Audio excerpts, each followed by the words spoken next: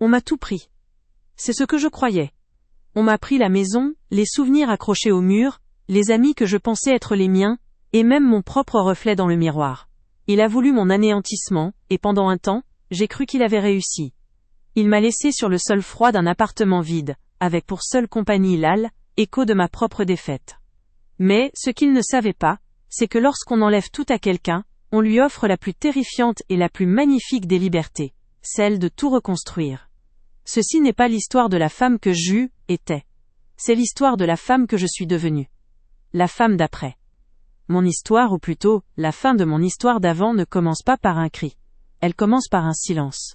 Un silence si lourd, si dense, qu'il aurait pu fissurer les murs de notre maison parfaite. Nous avions tout, vous savez. La jolie maison en meulière en banlieue parisienne, le jardin où les rosiers de mon mari gagnaient des prix, les dîners du samedi soir où le vin était bon, et les rires semblaient sincères. 20 ans de mariage. Une vie entière, méticuleusement construite, comme une maquette fragile. J était l'architecte, la décoratrice, la gardienne de ce petit bonheur bourgeois.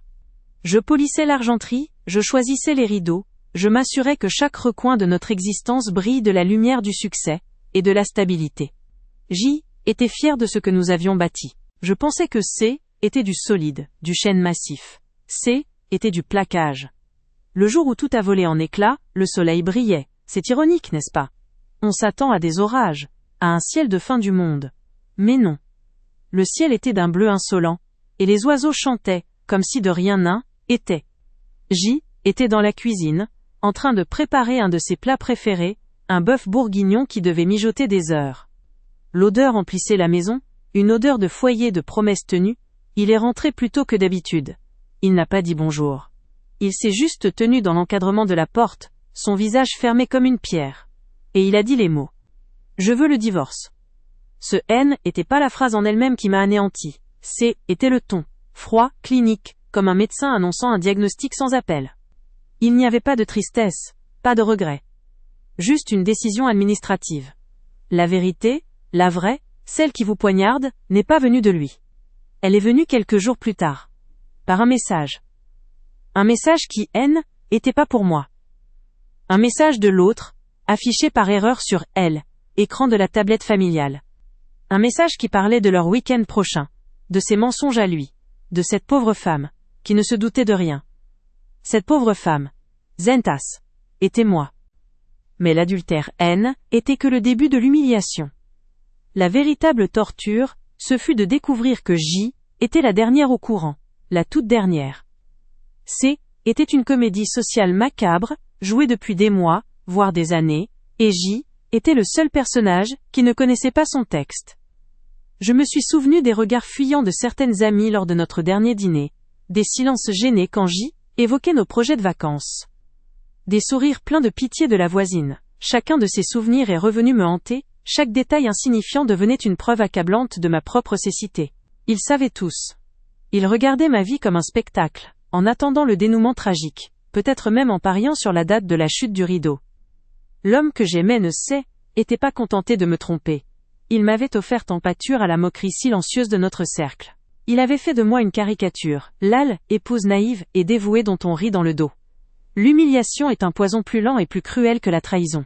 Elle ne s'attaque pas au cœur, elle s'attaque à l'estime de soi. Elle la ronge de l'intérieur jusqu'à ce qu'il ne reste plus qu'une coquille vide.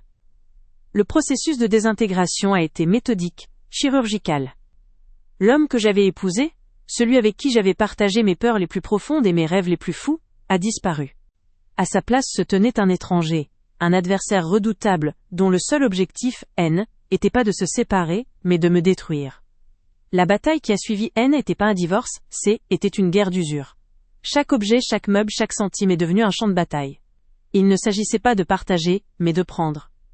Il a contesté la propriété d'un collier que ma grand-mère m'avait légué. Il a exigé la moitié de la valeur de la voiture que j'utilisais tous les jours, sachant pertinemment que je n'avais pas les moyens de la racheter. Il a fait évaluer chaque livre de ma bibliothèque, chaque tableau que j'avais choisi avec soin. Son but N était pas financier. C était plus pervers. Il voulait effacer mon existence de notre vie commune. Il voulait liquider non seulement notre patrimoine, mais aussi mon identité. Chaque objet qu'il réclamait était un souvenir qu'il m'arrachait. Une partie de mon histoire qu'il jetait au feu. Les avocats parlaient de biens, de liquidation, de procédure. Pour moi était un démembrement. On me retirait mes membres un par un, jusqu'à ce que je ne sois plus qu'un tronc, incapable de me tenir debout. Le jour de la signature finale, je me sentais anesthésié. J'ai signé les papiers sans vraiment comprendre les mots. J'ai vu notre maison, ma maison, devenir la sienne en échange d'une somme qui me semblait dérisoire au regard de la vie que j'y avais investie. Il a obtenu le droit de garder le nom de famille que j'avais porté avec fierté pendant 2 décennies. Il a tout gardé. On m'a laissé avec quelques cartons et les clés d'un petit appartement en ville, un lieu impersonnel aux murs blancs et à elle, âme absente. Le soir où les déménageurs ont déposé mes maigres possessions, je me suis assise par terre, au milieu du salon vide. Il n'y avait pas de chaise, pas de table, juste des boîtes en carton, comme des pierres tombales. Le silence était assourdissant, rompu seulement par les bruits de la ville, une ville qui, même, était devenue étrangère. Était le nadir. Le point le plus bas de mon existence. Sur ce sol froid, dans cet appartement qui n'avait rien d'un foyer, j'ai affronté le vide. Pas seulement le vide matériel, mais le vide existentiel. Qui étais-je sans mon rôle d'épouse? Qui étais-je sans ma maison, sans mon jardin, sans la vie que j'avais passée à construire? J'y étais une enveloppe sans lettres à l'intérieur. La honte était une couverture lourde et suffocante. Honte d'avoir été trompée.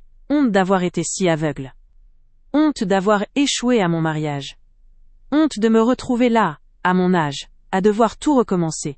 La peur était une créature tapie dans l'ombre, me murmurant que je ne m'en sortirais jamais, que j'après était fini, que le meilleur de ma vie était derrière moi. J'ai pleuré pendant des jours. Des larmes de rage, de chagrin, d'impuissance. Je pleurais la femme que j'avais été et que je ne serais plus jamais. Je pleurais l'amour que je croyais éternel. Je pleurais l'avenir qu'on m'avait volé. Et puis au cœur de cette obscurité totale, quelque chose a basculé. Était une étincelle infime, presque imperceptible. Une pensée. Une seule pensée, née du désespoir le plus pur. Il a écrit ce scénario pour moi. Le scénario de la victime, de la femme détruite et abandonnée. Et si je refusais de jouer ce rôle? Et si je décidais de déchirer le script? Cette pensée a été le début de tout. Ma décision de me relever n'a pas été un acte héroïque et soudain. Ce fut une série de petits gestes, de minuscules rébellions contre le destin qu'il m'avait tracé. Le premier geste a été de déballer un carton. Un seul. Celui qui contenait mes livres préférés. J'ai sorti un livre, je l'ai ouvert, et j'ai lu une phrase. Une simple phrase. Mais était un acte de défiance. Était dire au silence, tu ne gagneras pas. Mon odyssée de reconstruction a commencé là, sur ce sol, au milieu des cartons. Elle a été lente, douloureuse, et tout sauf glamour. Il n'y a pas eu de prince charmant pour venir me sauver. Il n'y a pas eu de transformation miraculeuse. Il y a eu des jours où le simple fait de sortir du lit demandait un effort surhumain. Il y a eu des nuits blanches passées, à fixer le plafond, à ressasser le passé. Mais il y a aussi eu les victoires. Les petites, immenses victoires que personne ne voit mais qui reconstruisent une âme. La première a été la première nuit sans larmes. Je me suis réveillé le matin les yeux secs, et j'ai réalisé que je n'avais pas pleuré. Était comme si un barrage était enfin consolidé. Puis il y a eu le jour où j'ai décidé de monter seul une étagère en kit.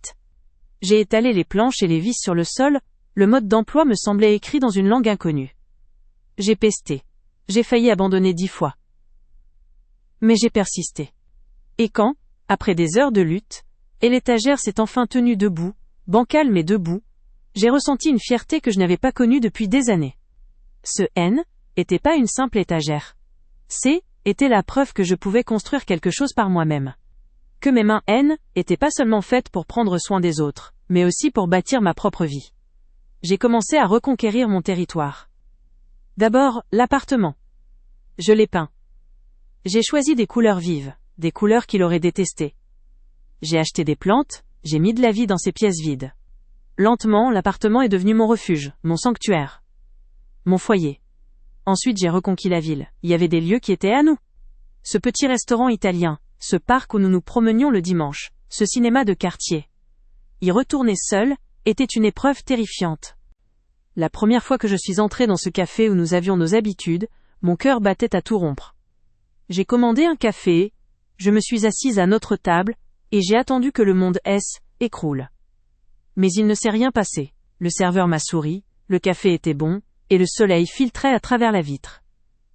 J'ai survécu. Plus que ça, j'ai réalisé que ce lieu ne lui appartenait pas. Il m'appartenait aussi. J'ai repris possession de ma géographie émotionnelle, un lieu à la fois. Le plus grand voyage a été intérieur. J'ai dû réapprendre à être seule. Au début, la solitude était une ennemie, un vide angoissant que je tentais de combler avec le bruit de la télévision ou de la radio. Était la solitude subie, celle qui vous rappelle constamment ce que vous avez perdu. Et puis progressivement, j'ai appris à l'apprivoiser. J'ai commencé à faire la différence entre la solitude et le fait d'être seul. J'ai redécouvert le plaisir de lire un livre sans être interrompu, d'écouter la musique que j'aimais, de marcher sans but dans les rues de Paris, juste pour le plaisir de regarder les gens. La solitude choisie est devenue ma meilleure alliée. C'est dans ce silence que j'ai recommencé à entendre ma propre voix, une voix que j'avais étouffée pendant 20 ans pour mieux entendre la sienne. Cette voix m'a rappelé des passions que j'avais mises de côté. La poterie par exemple. Étais inscrite à un cours juste avant de le rencontrer. J'adorais la sensation de l'argile sous mes doigts, cette capacité à créer quelque chose de beau à partir d'une simple motte de terre. J'avais arrêté, faute de temps. En réalité, j'avais arrêté parce que ça ne m'intéressait pas. Je me suis réinscrite. La première fois que mes mains ont touché l'argile à nouveau, était comme retrouver une amie perdue. J'ai façonné des bols, des vases, des objets imparfaits, mais qui étaient entièrement miens. Chaque pièce était un morceau de moi que je ramenais à la vie. Je n'ai pas cherché à remplacer l'amour perdu par un autre. Mon épopée n'était pas celle de la recherche d'un nouvel homme, mais celle de la reconquête de l'amour-propre. J'ai appris à me regarder dans le miroir et à ne plus voir la femme bafouée, mais une survivante. J'ai commencé à apprécier mes rides, non pas comme des signes de vieillesse, mais comme les marques de mes rires et de mes peines. J'ai appris à faire confiance à mon intuition, à écouter mes besoins, à dire non. J'ai appris à être ma propre priorité. Aujourd'hui, la femme qui vous parle n'est plus l'ombre de l'épouse humiliée. Elle est l'architecte de sa propre vie. La douleur n'a pas complètement disparu. Il y a des jours où une chanson, une odeur, une réminiscence me pince encore le cœur. Mais cette douleur n'est plus un abîme dans lequel je tombe. Elle est une cicatrice. Et mes cicatrices sont devenues la cartographie de mon voyage. Elles me rappellent non pas la blessure, mais le fait que j'ai guéri. Elles sont le témoignage de ma résilience. Avec le recul, je réalise que le fait qu'on ait cherché à tout me prendre a été, paradoxalement, la plus grande libération de ma vie. En me dépouillant de tout ce qui me définissait de l'extérieur, la maison, le statut, le mariage, on m'a forcé à chercher ce qui restait à l'intérieur. Et j'ai trouvé une fondation que personne ne pourrait jamais m'enlever, ma propre valeur. Une valeur qui ne dépend pas du regard d'un homme, ni de la possession de biens matériels. Une valeur intrinsèque, inébranlable. Ceci n'est pas une histoire de vengeance. La meilleure vengeance, j'ai appris, n'est pas de détruire l'autre, mais de se construire soi-même si solidement que plus personne ne peut vous atteindre. C'est une histoire de souveraineté, la reconquête de mon propre royaume intérieur. On dit que le phénix renaît de ses cendres. C'est une belle image, mais elle est incomplète. Mon histoire est celle d'un phénix qui non seulement a su renaître, mais qui, dans le processus, a appris à danser dans les flammes. Car c'est dans le feu de l'épreuve que j'ai trouvé ma force, ma liberté, et finalement, moi-même. La femme d'après. Pour comprendre la fin, il faut revenir au tout début. Avant le plaquage, avant la maquette fragile de notre bonheur, il y a eu un moment de vérité. Du moins, ce que je croyais être la vérité. C'est étrange, la mémoire. Elle repeint le passé avec les couleurs du présent. Mais je vais essayer, pour vous, pour moi, de retrouver les teintes originelles. De me souvenir de l'homme que j'ai rencontré. Pas de celui qui m'a quitté. Était en automne, à Paris. Un de ces soirs d'octobre où l'air est vif, et sans la pluie et les feuilles mortes, et où les lumières de la ville semblent plus chaudes, plus accueillantes. J'étais à un dîner chez des amis, dans un de ces appartements haussmanniens du 6e arrondissement, avec des bibliothèques qui montaient jusqu'au plafond, et une légère odeur de cire et de vieux papier. L'ambiance était feutrée, intellectuelle mais sans prétention.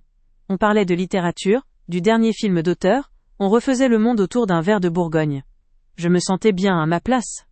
Et puis il est arrivé. Il n'a pas fait une entrée fracassante. Il s'est glissé dans la pièce presque sans un bruit, avec une sorte d'élégance discrète. Je l'ai remarqué tout de suite. Ce était pas sa beauté, même s'il était bel homme, d'une manière classique, rassurante. Était son calme. Dans cette pièce pleine de conversations animées et de rires, il était une île de quiétude. Il écoutait plus qu'il ne parlait, et quand il parlait, sa voix basse et posée obligeait les autres à se taire pour l'entendre. Ma première impression de lui a été celle d'une force tranquille. Il avait un regard incroyablement direct. Quand il vous regardait, vous aviez le sentiment qu'il voyait vraiment. Pas seulement votre robe ou votre coiffure, mais quelque chose de plus profond. Ce soir-là, nos regards se sont croisés au-dessus des têtes des autres convives, et j'ai senti comme une décharge électrique, un de ces clichés de romans que l'on croit inventer jusqu'à ce qu'il vous arrive. Il m'a souri, un sourire léger, presque timide, et tout le bruit du salon s'est estompé. Ce qui m'a attiré, ce N, était pas un jeu de séduction, C était l'inverse. C était l'absence totale de jeu. Il semblait authentique, solide. À cette époque de ma vie, après quelques histoires sans lendemain, je cherchais un port, un ancrage. Il incarnait cela. Il était architecte, il construisait des choses durables, des choses qui restaient. C était sa profession, et je croyais que C était aussi sa nature. Il était intelligent sans être pédant, cultivé sans être écrasant. Il parlait de son travail avec une passion communicative, mais il savait aussi poser des questions, s'intéresser sincèrement à ce que je faisais, à ce que je pensais. Il avait cette qualité rare chez un homme, il savait écouter. Avec lui, je n'avais pas besoin de me battre pour exister. Il me faisait de la place. Il donnait l'impression que mes pensées, mes rêves, aussi modestes soient-ils, avaient de la valeur à ses yeux. Il était le genre d'homme qui vous donne confiance en vous, qui vous fait sentir que vous êtes plus intéressante, plus brillante, plus belle que vous ne le pensiez. Je me souviens d'un moment, quelques semaines après notre rencontre, C était notre 3e ou 4e rendez-vous. Il m'avait emmené pour le week-end à Étretat. Je n'y étais jamais allé. Nous avons marché des heures sur les falaises, avec le vent qui nous cinglait le visage et le cri des mouettes au-dessus de nos têtes. Le paysage était d'une beauté brute, sauvage. Il n'y avait pas besoin de parler. Nous marchions côte à côte, en silence, et C était un silence plein, un silence de communion. Le soir, nous nous sommes assis sur un banc face à la mer, alors que le soleil descendait et peignait le ciel de couleurs incroyables. La lumière était douce, presque irréelle. Il s'est tourné vers moi, a pris ma main dans la sienne. Ses mains étaient chaudes, protectrices. Il n'a pas dit « je t'aime », C était trop tôt. Il a dit quelque chose de bien plus puissant. Il a regardé l'horizon, puis il m'a regardé, et il a dit « c'est la première fois depuis très longtemps que je ne pense pas à ce que je dois construire demain. Je suis juste là, avec toi. Et tout semble simple, simple. » Ce mot a résonné en moi comme une promesse. Dans mon monde souvent compliqué, dans mes angoisses et mes doutes, il m'offrait la simplicité. Il m'offrait le présent. Ce soir-là, sur ce banc face à la Manche, j'ai cru que j'avais trouvé non seulement l'amour, mais aussi le repos. Je croyais que notre avenir serait comme ce moment, évident, paisible et solide, comme la falaise à nos pieds. Je ne savais pas encore que les falaises, aussi solides qu'elles paraissent, finissent toujours par éroder, rongées de l'intérieur par une force que l'on ne voit pas venir. Mais ce soir-là, tout ce que je voyais, Visque, était la promesse d'un avenir bâti sur du roc. Visque était le début de tout. Le début de la belle histoire. Le début du plus grand mensonge de ma vie. La simplicité qu'il m'avait promise à Étretat est devenue la pierre angulaire de notre histoire. Ce N était pas une passion dévorante, faite de grands drames et de réconciliations enflammées. C était quelque chose de plus calme, de plus profond. Une évidence. La transition du nous de la rencontre au nous du mariage s'est faite sans heurts, comme un fleuve qui rejoint la mer. La demande en mariage n'a pas eu lieu au sommet de la Tour Eiffel, ni dans un grand restaurant étoilé. Elle a eu lieu un mardi soir, dans notre premier appartement, un petit 2 pièces sous les toits de Paris. Il pleuvait. Nous venions de finir de dîner, des pâtes au pesto, je m'en souviens encore. Il était resté silencieux un long moment, en regardant par la fenêtre les gouttes de pluie qui glissaient sur le velu. J'ai cru qu'il était soucieux à cause de son travail. Et puis, il s'est tourné vers moi. Il n'avait pas de bague dans un écrin de velours. Il a simplement pris ma main, l'a retournée, et a tracé avec son doigt un cercle invisible sur mon annulaire. Il m'a dit, « Je passe mes journées à dessiner des maisons pour les autres, des murs, des toits, des fondations. Mais rien de tout ça n'a de sens si je n'ai pas un endroit où rentrer le soir. Mon endroit, c'est toi. Je ne veux plus jamais construire un plan où tu ne serais pas au centre. » Était ça, sa demande. Simple. Solide. Concrète. Comme lui. J'ai pleuré, bien sûr. Mais ce N était pas des larmes de surprise. C étaient des larmes de soulagement. J étais arrivé à destination. Nous nous sommes mariés un jour de juin, quand les pivoines sont en fleurs. Était une petite cérémonie, avec juste nos familles et nos amis les plus proches. Je me souviens de la lumière dorée de la fin d'après-midi, du goût du champagne, et de ce sentiment de certitude absolue. En le regardant me dire oui, je ne voyais pas seulement l'homme que j'aimais, je voyais les 50 prochaines années de ma vie, paisibles et claires, qui étendaient devant moi. Les premières années ont été une lune de miel qui n'en finissait pas. Nous avons acheté cette maison en Meulière dont je vous ai parlé. Était notre projet et notre chef d'œuvre commun. Lui s'occupait du gros œuvre, de la structure, de la solidité des choses. Moi je m'occupais de qu'il met sa main. Cette maison est devenue ma toile. J'ai passé des semaines à choisir la nuance exacte de bleu pour les volets. J'ai chiné chaque meuble dans les brocantes du dimanche. J'ai planté des hortensias, des glycines, j'ai créé des recoins secrets dans le jardin. Lui, était ses rosiers. Était son domaine, sa fierté. Il pouvait passer des heures à les tailler, à les soigner, avec une patience infinie. Notre vie s'organisait autour de ce foyer. Nos rêves étaient simples. Voir nos enfants, si nous en avions, grandir dans ce jardin. Vieillir ensemble sur la terrasse que nous avions construite. Continuer à organiser ces grands dîners du samedi, où la maison s'emplissait de rires et d'amis. S'il y a un moment que je pouvais enfermer dans une boule de cristal, un instant parfait à préserver de la poussière du temps, ce serait celui-ci. Était une soirée d'été, en juillet. Nous fêtions nos 10 ans de mariage. Le jardin était illuminé par des guirlandes lumineuses que nous avions tendues entre les arbres. Les rosiers de mon mari embaumaient l'air d'un parfum sucré. Il y avait une 30aine de personnes. Nos amis, nos proches. La musique était douce. On entendait le tintement des verres, les éclats de rire. Je me tenais un peu à l'aile, écart près du vieux chêne. Et je regardais cette scène. Je me sentais submergé par un sentiment de plénitude. Tout était exactement comme je l'avais rêvé. Il m'a vu. Il a traversé le jardin, a fendu la foule de nos amis, et il est venu vers moi. Il n'a rien dit. Il a juste glissé son bras autour de ma taille, et m'a serré contre lui. Nous sommes restés là, en silence, à regarder les gens que nous aimions rire et danser dans notre jardin. Puis il s'est penché vers mon oreille, et sa voix était un murmure, juste pour moi, au milieu du brouhaha de la fête. Il a dit. Regarde. Regarde tout ça. C'est notre monde. C'est toi qui as fait tout ça. Tu es mon port. À cet instant précis, j'ai cru que le bonheur était une chose tangible, une forteresse que nous avions bâtie pierre par pierre, et que rien ni personne ne pourrait jamais la détruire. J'ai posé ma tête sur son épaule, j'ai fermé les yeux, et j'ai respiré le parfum des roses. Étais en sécurité. Étais aimé. T'es chez moi. Je pensais que nos racines étaient si profondes, que rien ne pourrait jamais nous déraciner. Mais même les plus beaux jardins ont des poisons qui poussent en silence, sous la terre. Et pendant que je respirais le parfum des fleurs, je ne savais pas que le poison avait déjà commencé à se répandre. Le poison ne s'est pas répandu d'un coup. Il n'y a pas eu de moment précis où j'aurais pu dire, ça y est, c'est ici que tout a commencé à mourir. Était une infiltration lente, insidieuse. Comme une humidité qui remonte par les murs d'une maison, invisible au début, jusqu'au jour où la peinture écaille, et où l'odeur de moisi est partout. Les premiers signes étaient des silences. Notre maison, autrefois remplie de discussions, de musique, de rires, a commencé à se taire. Les silences pendant les dîners étaient plus confortables, ils étaient lourds, pleins de choses non dites. Ils rentraient de plus en plus tard. Au début j'y ai cru. Les réunions de fin de chantier, les dossiers urgents à boucler. Était l'aile, épouse compréhensive. Je lui gardais son dîner au chaud, je m'assurais que la maison soit calme pour qu'il puisse se reposer. Je me disais que était le prix du succès.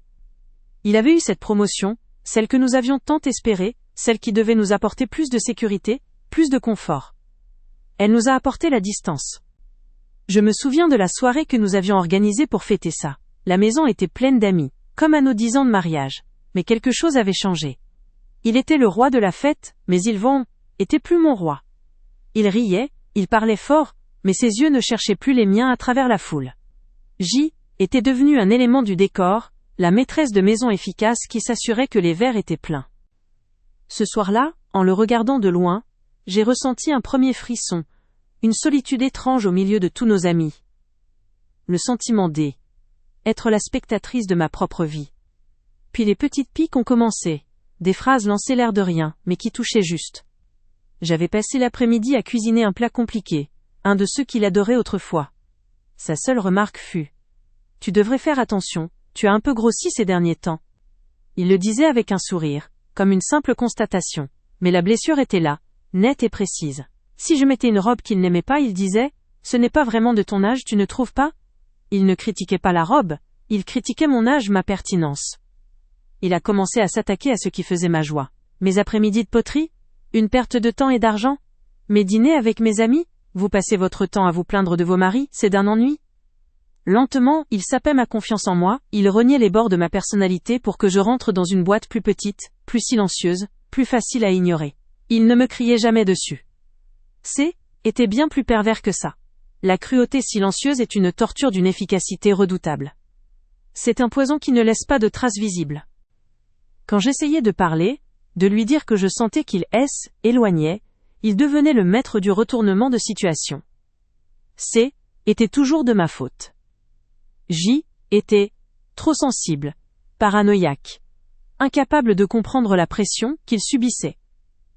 Il me faisait douter de ma propre perception de la réalité. Je me suis mise à marcher sur des œufs, à anticiper ses humeurs, à m'effacer pour ne pas le contrarier.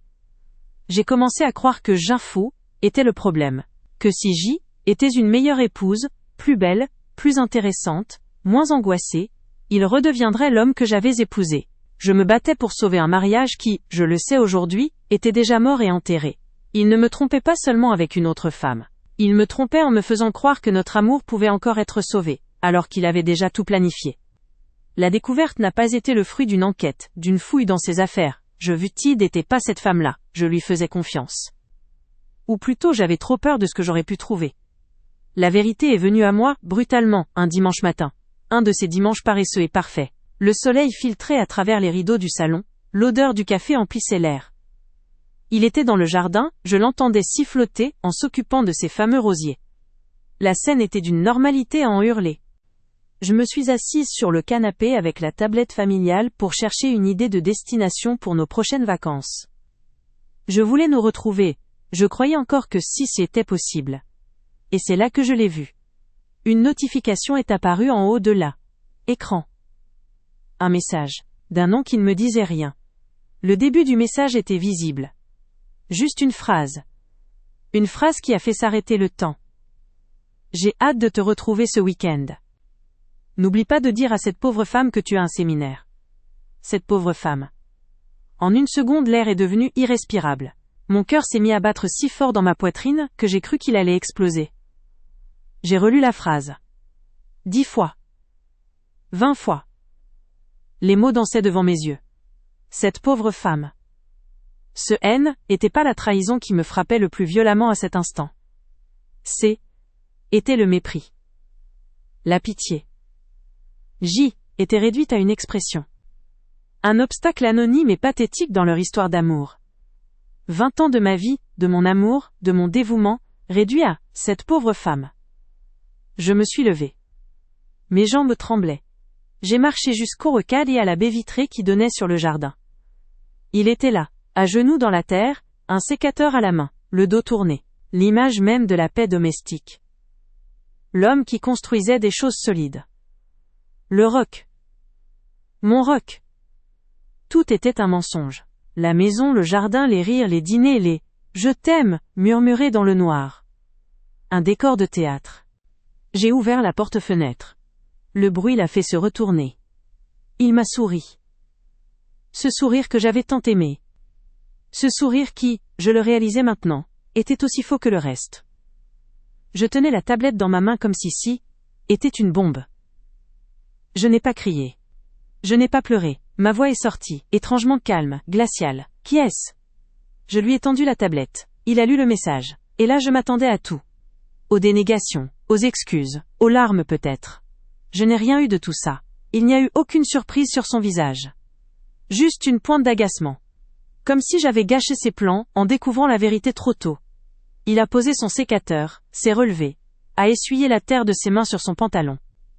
Il a levé les yeux vers moi, et le regard de l'homme que j'aimais avait disparu. À la place, il y avait le regard d'un étranger. Un regard froid, calculateur, Il a eu un léger soupir, ce soupir d'exaspération que je connaissais si bien. Et il a dit la phrase qui a signé non pas la fin de notre mariage, mais le début de ma démolition. Bon. Au moins, maintenant tu sais. Ça va nous faire gagner du temps. Il est passé à côté de moi, sans me toucher, et il est rentré dans la maison. Je l'ai entendu décrocher le téléphone dans son bureau. Je suis resté là, au milieu du jardin, sous le soleil insolent de ce dimanche matin. Le parfum des roses de mon mari, ces roses qu'il soignait avec tant d'amour, me donnait la nausée. Je venais de comprendre. L'adultère-haine était qu'un symptôme. La maladie était bien plus profonde. Il ne voulait pas seulement me quitter. Il voulait m'effacer. Et la guerre ne faisait que commencer. Gagner du temps. Ces mots résonnaient dans le silence de mon jardin parfait. Il voulait gagner du temps. Le temps qu'il passait déjà avec une autre. Le temps qu'il me volait, minute par minute, depuis des mois, peut-être des années. Je suis resté là, pétrifié, la tablette encore chaude dans ma main. Le soleil continuait de briller, les oiseaux de chanter, le monde n'avait pas changé. Seul le mien venait de s'effondrer. Je l'ai regardé rentrer dans la maison, notre maison, comme si de rien n'était, comme s'il venait de m'annoncer qu'il fallait tondre la pelouse. J'ai entendu sa voix dans son bureau, calme et posée. Il était au téléphone. Sans doute avec elle, pour la rassurer. Ou peut-être avec son avocat, pour lancer l'offensive. Le stratège était déjà à l'aile, œuvre. La victime, était moi, et je n'avais même pas encore compris les règles de la guerre qu'il venait de me déclarer. La goutte d'eau n'a pas été la découverte du message. La goutte d'eau, ce fut son absence totale de remords. Son agacement. Mon chagrin était un contretemps dans son agenda bien rempli. C'est à cet instant précis, au milieu de ces rosiers, que j'ai su que ce N n'était pas une crise que nous traversions. C était une exécution. Et G était celle qu'on menait à L, échafaud. Ce soir-là, la parole divorce a été prononcée. Il ne me l'a pas demandé, il me l'a signifié. Nous étions dans le salon, ce salon que j'avais passé des années à décorer, à rendre chaleureux. Chaque objet portait une part de notre histoire. Il s'est servi un verre de whisky, s'est assis dans son fauteuil en cuir, et m'a regardé comme on regarde un problème à résoudre. Écoute, a-t-il commencé, le ton clinique qu'il avait déjà utilisé pour me parler de ma prise de poids. Les choses sont ce qu'elles sont. Il n'y a pas de retour en arrière possible. Je veux le divorce. Le plus simple est que tu acceptes mes conditions. Je garde la maison. Je te verserai une compensation, bien sûr. Tu as 1 semaine pour trouver un endroit et prendre tes affaires personnelles. Pas un mot sur nous. Pas un mot sur nos 20 ans. Pas une once de tristesse. Était une transaction commerciale. Il liquidait une filiale non rentable de son existence. Je l'ai regardé, et pour la première fois, je n'ai pas vu l'homme que j'avais aimé. J'ai vu un monstre de égoïsme, une coquille vide habitée par le mépris. Je n'ai pas pleuré. Je n'ai pas crié. Une sorte de froid polaire si nain était emparé de moi, une anesthésie de l'âme. J'ai hoché la tête. Simplement. Parce que les mots n'existaient pas pour décrire le gouffre qui venait de s'ouvrir sous mes pieds. Le combat était inutile. Il avait déjà gagné. Il avait tout prévu. Les jours qui ont suivi ont été un brouillard de honte et de logistique macabre. Je triais ma vie dans des cartons sous son regard impatient. Chaque livre, chaque photo, chaque vêtement était un souvenir que je devais emballer. Il restait dans la maison, notre maison, qui était déjà devenue la sienne. Il continuait sa vie, recevait des appels, sortait le soir. J était un fantôme qui hantait les lieux de son ancienne vie, chargé de faire disparaître ses propres traces. Les amis, la plupart se sont évaporés, il y a eu quelques appels gênés. On est tellement désolé pour vous deux, disait-il, comme si sec était une maladie. Mais personne ne prenait vraiment parti. Ils ne voulaient pas perdre leur place dans le monde qu'ils continuaient d'habiter. La belle maison, les dîners, le succès. J était devenue radioactive. Ma famille, elle, était sous le choc, impuissante. Ma mère pleurait au téléphone, ce qui ne faisait qu'ajouter à mon propre fardeau. Je devais la consoler de mon propre malheur. Le processus de divorce n'a pas été amical. Le mot est une insulte à ce que j'ai vécu. Ce fut une guerre d'usure, une démolition méthodique. Sa proposition initiale, je garde tout, tu pars avec tes affaires, était le point de départ de sa stratégie. Mon avocate, une femme pragmatique et un peu lasse, m'a expliqué que la loi était de mon côté, que j'avais droit à la moitié de tout. Mais il ne s'agissait pas de droit. Il s'agissait de pouvoir. Il a contesté chaque objet. Il a exigé une expertise pour le piano de ma mère, arguant qu'il avait participé à sa restauration. Il a réclamé la moitié de la valeur de mes bijoux, même ceux qui étaient des cadeaux de ma propre famille. Le moment le plus difficile, le plus cruel, a été l'audience chez le juge aux affaires familiales. C était une petite salle sans fenêtre, qui sentait la poussière et la tristesse. J était assise à quelques mètres de lui, mais un océan nous séparait. Je l'entendais, lui et son avocat, dépeindre un portrait de moi que je ne reconnaissais pas. J était dépensière, instable, une femme au foyer qui avait profité de son travail acharné pendant des années. J était devenu l'accusé. Chaque mot était un coup de poignard, non seulement parce que C était un mensonge, mais parce que C était lui qui le disait. L'homme qui m'avait appelé, son porc. J'ai baissé les yeux pendant toute l'audience, fixant mes mains tremblantes sur mes genoux. Je n'ai pas pleuré. J'ai refusé de lui donner cette satisfaction. Je me suis concentré sur ma respiration, inspirer, expirer, pour ne pas m'effondrer. Survivre à cette heure-là. C était mon seul objectif. Le jour de la signature finale est arrivé quelques mois plus tard, dans le bureau de son avocat. Une pièce luxueuse, avec des boiseries sombres et une vue imprenable sur Paris. Une vue sur un monde auquel je n'appartenais plus. Les documents étaient étalés sur la grande table en acajou. Des dizaines de pages de jargon juridique qui scellaient la fin de ma vie d'avant. Mon avocate m'a montré où signer. J'ai pris le stylo. Il était lourd, froid. De l'autre côté de la table, il était impassible, le visage fermé. Il a signé le premier, d'un geste rapide, presque désinvolte. Puis ce fut mon tour. Ma main tremblait légèrement. En posant la pointe du stylo sur le papier, j'ai eu un flash. Je nous ai revus, 20 ans plus tôt, signant le registre de mariage à la mairie. Nos sourires, nos espoirs, la promesse de l'éternité. Et maintenant ce paraphe. Une rature sur une promesse brisée. J'ai signé. Mon nom. Celui que j'avais porté pendant 20 ans, pour la dernière fois.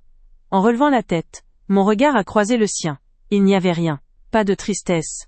Pas de regret. Pas même de la haine. Juste du vide. De l'indifférence. Et c'est là que j'ai compris. J'avais passé des mois à pleurer un amour perdu. Mais cet amour n'existait plus depuis bien longtemps. J était seul dans mon deuil. En sortant du bâtiment, l'air froid de l'hiver m'a giflé le visage.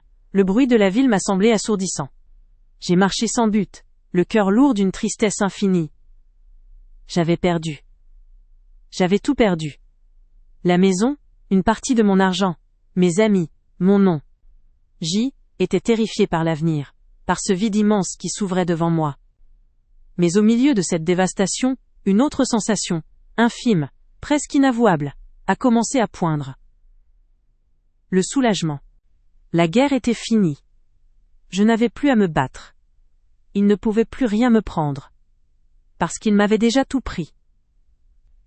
Sur ce trottoir parisien, au milieu des passants anonymes, j'ai senti le poids de ses mensonges, de sa cruauté, de son mépris, se lever de mes épaules. J était seul. J était dépossédé. Mais pour la première fois depuis des années, J était libre. Une liberté terrifiante, mais une liberté quand même. C était le point zéro. Le début de la femme d'après. Le point zéro. C'est un endroit étrange. Ce n'est ni le début, ni la fin. C'est le silence après l'explosion. Les premiers mois dans mon petit appartement n'ont pas été une renaissance joyeuse. Ils ont été un long et lent apprentissage du silence. Au début, ce silence était un ennemi. Il me criait l'absence de l'autre. Il amplifiait le bruit de mes angoisses. Je laissais la télévision allumée en permanence, juste pour ne pas entendre le vide. La solitude était une punition, la preuve tangible de mon échec. Chaque repas que je prenais seul était un rappel de tous les dîners que nous avions partagés. Chaque nuit dans ce lit trop grand pour moi était un champ de bataille contre les fantômes du passé. Et puis, un jour, quelque chose a changé. Je ne saurais pas dire quand, ni comment. C était imperceptible. J'ai commencé à remarquer des choses. La façon dont la lumière du matin filtrait à travers ma fenêtre, dessinant des motifs sur le parquet. Le goût du café, que je pouvais enfin faire aussi fort que je l'aimais, sans qu'on me dise que C était imbuvable. La liberté de laisser traîner mes livres partout. De mettre la musique à fond en faisant le ménage. De dîner d'une simple soupe si je n'avais pas envie de cuisiner. Ces minuscules libertés, au début, semblaient dérisoires. Mais elles étaient les premières pierres de ma reconstruction. J'apprenais à faire la différence entre être seul et se sentir seul. J'apprenais à habiter ma propre vie. La guérison n'est pas une ligne droite. C'est un chemin sinueux, avec des avancées et des reculs.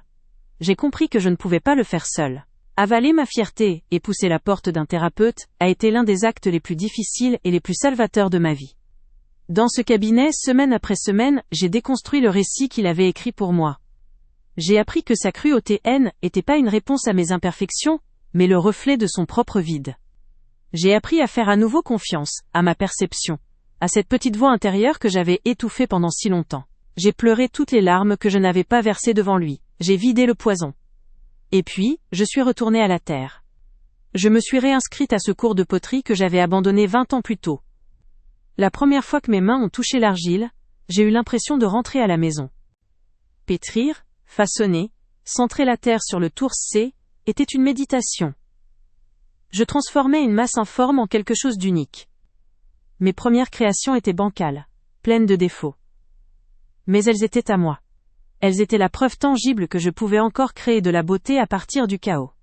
Mon appartement s'est rempli de ces objets imparfaits, témoins silencieux de ma résilience. J'ai même commencé à en vendre quelques-uns sur un petit marché de créateurs le week-end. Ce N était pas pour l'argent. C était pour l'acte de partager quelque chose qui venait de moi, et de voir que cela pouvait toucher quelqu'un d'autre. Aujourd'hui, ma vie n'a rien à voir avec le rêve bourgeois que je poursuivais autrefois. J'habite toujours dans ce petit appartement, mais il n'est plus vide. Ses murs sont peints d'un vert profond, une couleur qui respire la vie.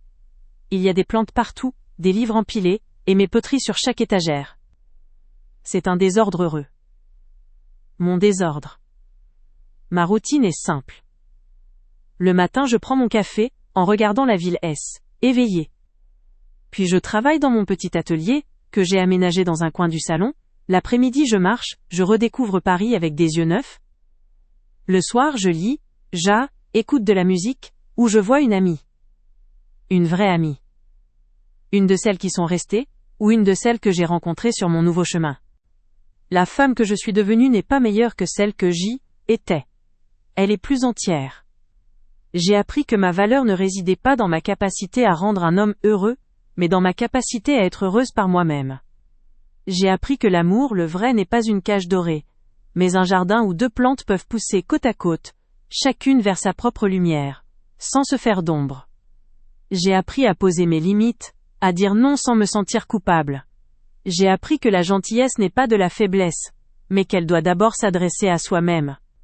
On me demande parfois si j'ai pardonné. C'est une question complexe. Je ne crois pas que je pardonnerai un jour la cruauté délibérée, la volonté de détruire. Mais j'ai pardonné à la situation. J'ai lâché prise. La colère et le ressentiment sont des poisons que l'on boit en espérant que l'autre meure. J'ai choisi de ne plus boire ce poison. Le pardon, pour moi, a été l'acte de reprendre les clés de mon propre bien-être. Il n'a plus ce pouvoir sur moi. Son souvenir est une cicatrice, pas une blessure ouverte. Et mes cicatrices, aujourd'hui je les regarde avec une étrange tendresse. Elles me rappellent que j'ai survécu. Quant à l'avenir, je ne cherche plus à le dessiner avec la précision d'un architecte. Je le laisse venir à moi. Est-ce que je suis ouverte à un nouvel amour? Oui. Mais mes conditions ont changé. Je ne cherche plus un port, parce que je suis devenu mon propre port. Je ne cherche plus un roc, parce que j'ai trouvé ma solidité à l'intérieur. Si quelqu'un doit entrer dans ma vie, ce sera pour partager une danse, pas pour me sauver. Il devra aimer la femme que je suis aujourd'hui, avec ses failles, sa force et son histoire. Il devra comprendre que ma liberté est la chose la plus précieuse que j'ai reconstruite, et qu'elle n'est pas négociable. Mais si cet amour ne vient pas, ce n'est pas grave. Ma vie est déjà pleine. Pleine de mes amis, de ma passion, de mes projets, du simple bonheur d'être en paix avec moi-même. On m'a tout pris, c'est vrai. Mais en me laissant avec rien, on m'a obligé à trouver mon tout à l'intérieur. Et ce trésor-là, personne, jamais, ne pourra me l'enlever. Si je pouvais remonter le temps, et me retrouver face à cette femme que j'étais, celle qui sentait l'odeur du bœuf bourguignon mijoté, quelques minutes avant que sa vie ne bascule, que lui dirais-je? Je ne lui dirais pas de fuir. Je ne lui dirais pas que l'homme qu'elle aime est un mensonge. Elle ne me croirait pas. Son cœur n'était pas prêt à entendre cette vérité. Non. Je m'approcherai doucement, je poserai ma main sur son épaule et je lui murmurerai à l'oreille. Écoute. Écoute-toi.